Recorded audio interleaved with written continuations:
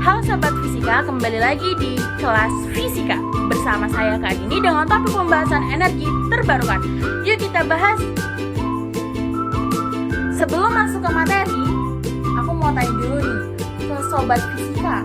Pasti Sobat Fisika sering dong menggunakan energi listrik di dalam rumah. Contohnya, mengecas handphone, menanak nasi dengan rice cooker, menggosok pakaian dengan setrika, dan lain-lain.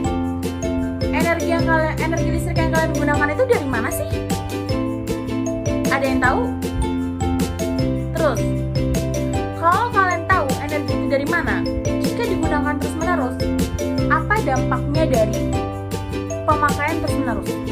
Nah, jawabannya ada di pembahasan kita kali ini. Nah, yang pertama kita akan membahas tentang energi tak terbarukan. Energi tak terbarukan merupakan energi yang dihasilkan oleh sumber energi yang bersifat terbatas aksesibilitasnya. Tidak ada siklus pemulihan di alam, apabila habis maka tidak dapat dibangun kembali.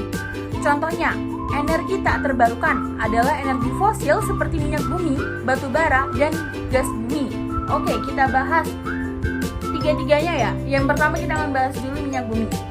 Minyak bumi diperoleh dari dalam perut bumi dengan mengebor kulit bumi, dan minyak bumi dapat diperoleh selanjutnya dibawa ke pengelolaan untuk diproses menghasilkan berbagai jenis bahan bakar. Oke, dari minyak bumi ini banyak sekali dampak ke lingkungannya ya. Pengeboran yang semakin dalam itu mengakibatkan longsor, kerusakan tanah, kualitas tanah itu akan rusak karena pengeboran minyak bumi itu sendiri. Jadi itu tidak baik. Oke. Nah, produk minyak bumi ini sering disebut dengan sebutan BBM, bahan bakar minyak. Ya, sering kalian beli di suatu toko. Oke. Di antaranya gas, bensin, minyak tanah, dan solar. Minyak tanah dan gas umumnya digunakan untuk memasak, sedangkan bensin digunakan untuk bahan bakar kendaraan. Ada juga solar dimanfaatkan sebagai bahan bakar pembangkit listrik. Dari sini paham? Energi tidak terbarukan minyak bumi itu sendiri. Paham ya? Kita akan lanjut ke yang kedua, batu bara. Batu bara berasal dari dalam bumi melalui penambangan bawah tanah atau tambang terbuka. Intensitas yang dihasilkan dari konsumsi batu bara digunakan untuk menghasilkan uap bertekanan tinggi untuk pergerakan turbin. Penghasilan tenaga listrik. Selain itu, batu bara juga sering digunakan sebagai bahan bakar dalam. Yang selanjutnya, gas alam. Gas minyak bumi dialirkan dari sumur, gas yang kemudian dicairkan. Gas mudah terbakar yang dicairkan sering disebut LPG, liquid petroleum gas. Gas minyak bumi dapat digunakan sebagai bahan bakar turbin gas untuk keperluan rumah tangga dalam bentuk kompor dan bahan baku industri. Pasti sering banget kan kalian jumpai untuk gas alam ini sendiri. Oke, sekarang kita akan masuk ke topik selanjutnya, energi terbarukan. Energi terbarukan merupakan sumber energi yang siklus pengembangannya terjadi secara alami di alam dan aksesibilitasnya dapat diisi ulang secara terus-menerus dan tidak pernah habis. Sumber energi terbarukan terdiri dari 6 jenis, yaitu matahari, air, angin, panas bumi, energi biomasa, energi gelombang, dan lain-lain. Kita akan membahas yang pertama, energi matahari. Matahari adalah bintang dan juga sumber energi utama bagi kehidupan di planet ini. Sumber energi bertenaga matahari berasal dari reaksi fusi yang terjadi karena tegangan dan suhu tinggi yang mengubah inti hidrogen menjadi helium dan menghasilkan energi yang sangat besar, sehingga suhu pusat matahari sampai kurang lebih 15 juta Kelvin. Transformasi energi matahari menjadi energi lain dibagi menjadi 3 siklus terpisah, yaitu proses heliokimia, heliotermal, dan heliotrik. Siklus heliokimia terjadi pada fotosintesis dan merupakan sumber dari semua energi fosil. Siklus heliotermal adalah asimilasi energi bertenaga matahari dan selanjutnya berubah menjadi energi termal. Sementara itu, siklus heliotrik adalah memproduksi listrik. Contoh dari proses heliotrik adalah teknologi fotovoltaik PF, yaitu inovasi pembangkit listrik yang mengubah cahaya foto menjadi daya volt. Peristiwa ini disebut efek fotolistrik. Adapun dari energi matahari, berbagai energi terbarukan tentu ada kelebihan dan kelemahan. Di antaranya teman-teman, yang pertama untuk kelebihannya nih. Yang pertama, energi surya dapat diakses hampir di seluruh belahan bumi dan tidak akan habis atau pembangkit listrik terbarukan. Kemudian yang kedua, pemanfaatan energi bertenaga matahari tidak menimbulkan dampak dan emisi yang merugikan manusia dan lingkungan. Yang ketiga, memanfaatkan energi bertenaga matahari untuk menghangatkan udara dan mengeringkan tanaman akan mengurangi kebutuhan energi bahan bakar. Dan yang keempat, pengembangan pemanasan air yang berorientasi matahari sangat mudah dan ekonomis. Kemudian untuk kekurangannya, pembangkit listrik berbasis tenaga surya tidak dapat digunakan di wilayah yang memiliki iklim teduh untuk jangka waktu yang lama. Di daratan tinggi itu kayak kurang banget matahari ya, contohnya di daerah Wonosobo itu jarang banget ada matahari. Adapun matahari itu mungkin hanya 1-2 jam, kemudian itu udah kabut lagi teman-teman. Kemudian membutuhkan lahan yang luas karena ketebalan energi berorientasi matahari sangat rendah. Yang ketiga, kerangka ini dapat menggunakan pada saat matahari sedang bersinar dan pada hari yang teduh atau dingin tidak dapat digunakan. Dan yang keempat, pembangkit listrik berbasis sinar matahari, misalnya sel yang berorientasi matahari belum masuk akal dalam hal biaya dan pengembangan untuk wilayah setempat.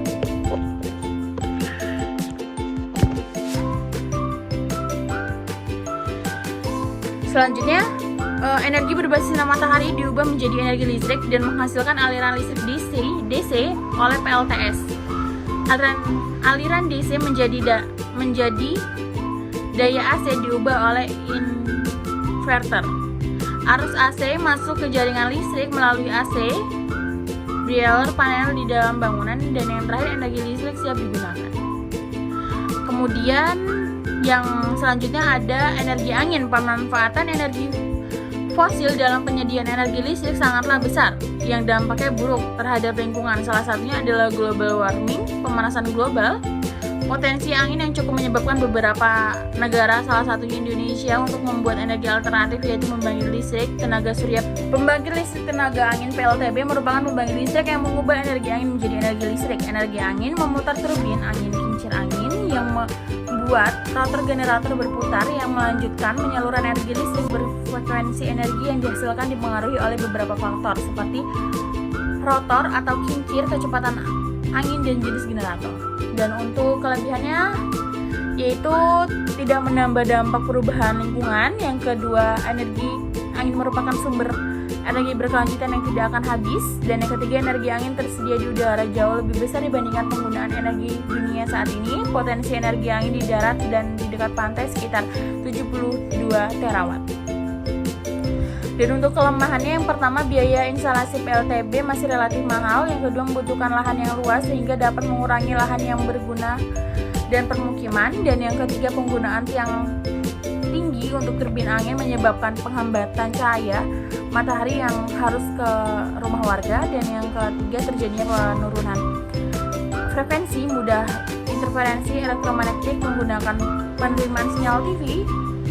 Dan ada pun cara kerjanya. Selanjutnya ada energi air. Energi air, pembangkit listrik tenaga air PLTA adalah pembangkit listrik yang memanfaatkan tenaga air sebagai penggerak utama. Misalkan sistem perairan, sungai, ataupun air terjun menggunakan ketinggian air terjun dan debit dikeluarkan. Pada dasarnya, pembangkit listrik tenaga air menggunakan kemampuan energi jatuh air yang menggerakkan turbin menjadi energi listrik. Perbedaan pembangkit listrik tenaga air PLTA dan pembangkit listrik tenaga mikrohidro PLTMH terletak pada seberapa besar pembangkit listriknya. PLTA dengan ukuran di bawah 200 kW disebut PLTHMH.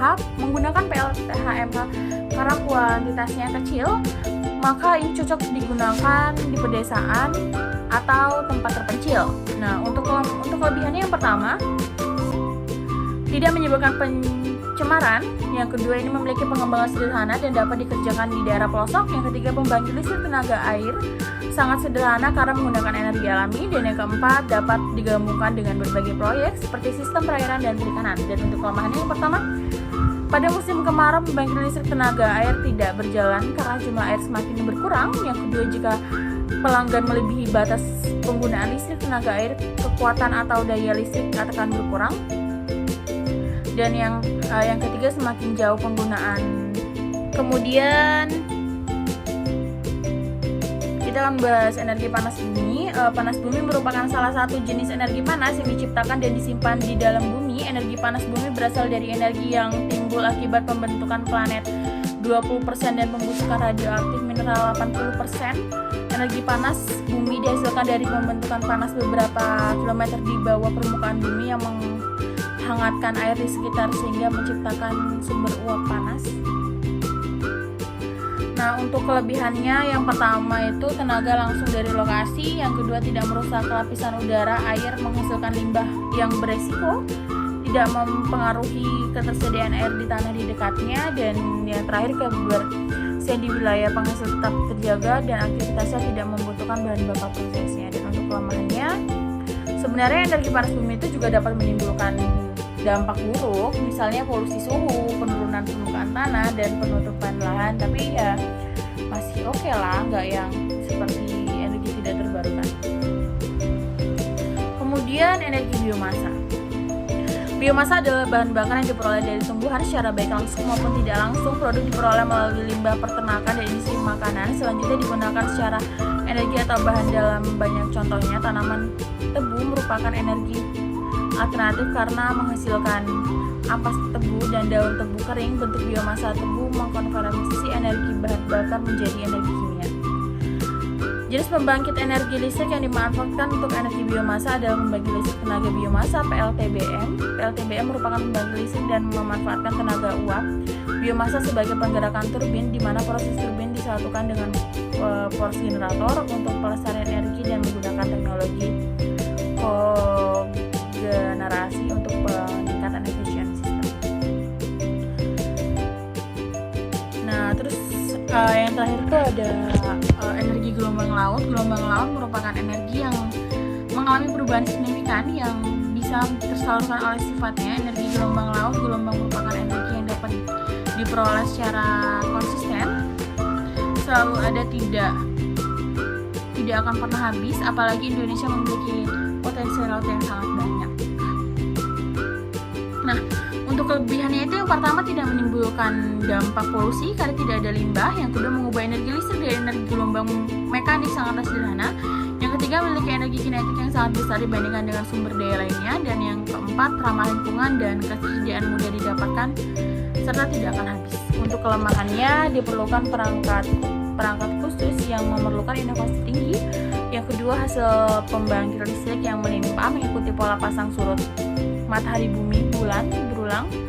Biaya pendirian dan pemeliharaan lebih mahal. Dan yang terakhir prediksi ilmuwan Perancis menggunakan energi gelombang laut banyak yang akan mengurangi waktu putaran dunia sebanyak 24 jam dalam 2 tahun.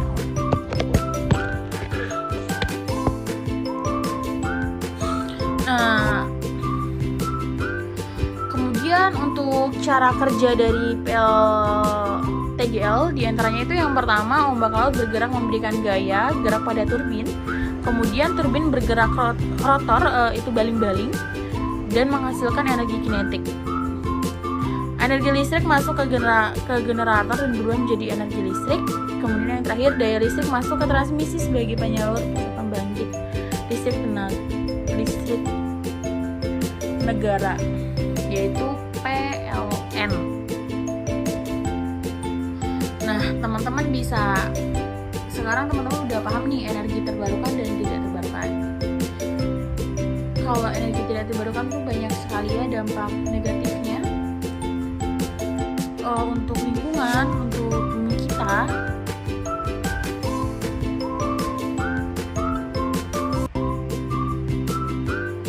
Apalagi seperti batubara, itu batubara kan masih sering sekali banyak industri yang masih menggunakan batubara ya. Itu tidak baik sih. Jadi untuk teman-teman yang ada di rumah dan teman-teman yang sudah mendengarkan materi yang saya sampaikan, ada energi terbarukan dan tidak terbarukan. Mulai sekarang yuk lakukan hal terkecil untuk energi yang akan, untuk kehidupan kita yang akan datang. keluar rumah mematikan listrik, kemudian saat sudah tidak memakai lampu bisa dimatikan lampunya, saat sudah menggunakan elektronik apapun itu bisa dimatikan, selesai menonton TV bisa dimatikan. Itu adalah bentuk dari respect diri kita untuk energi yang ada di kehidupan kita. Jadi bijak dalam menggunakan energi, selain bisa mensupport energi yang ada di dunia ini, juga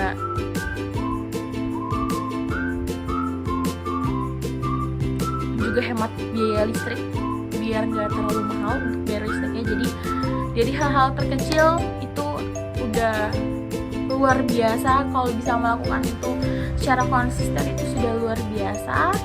Oke, pesan saya itu saya akhiri kelas fisika pada hari ini. Sampai jumpa lagi sobat fisika. Saya akhiri. Wassalamualaikum warahmatullahi wabarakatuh. Bye bye.